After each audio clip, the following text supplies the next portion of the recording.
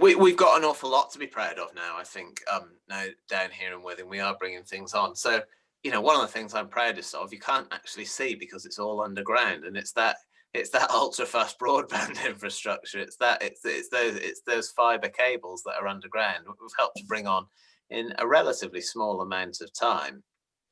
How long did it take? From that first conference to the point we're at now, I think it's about 4 years.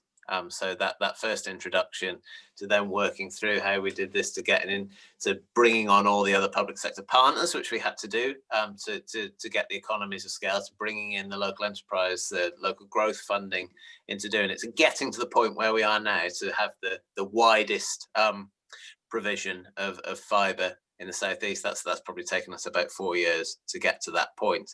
But crucially, what we have with it as well, and we've brought in not me, but other people who really know what to do with this. This isn't just putting in the cables and the fibre and going away. What we have, we're bringing on things like citizen Wi-Fi and other bits. We've got people who really know how to use this, use the data, use the potential of all this to help businesses, to help public services critically. We have got fantastic public services in this area that are getting better and better as a result of this.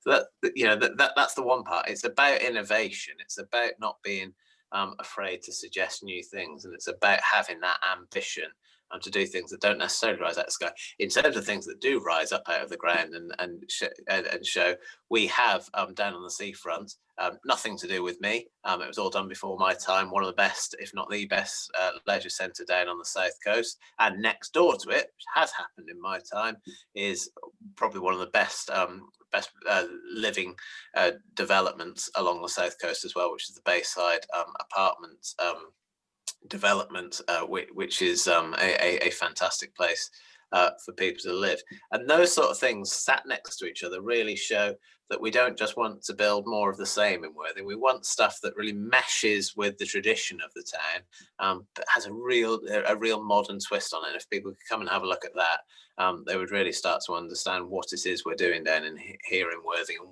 what our hopes and plans for the future are.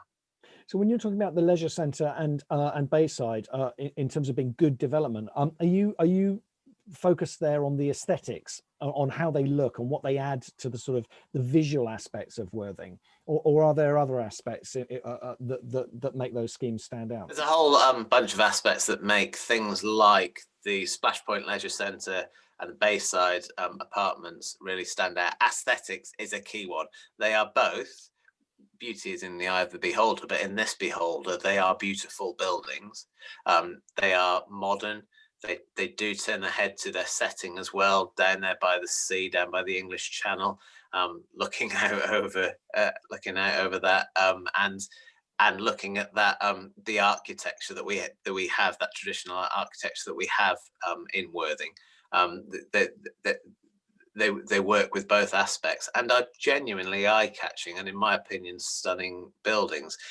But they don't just look good; they serve a real purpose as well.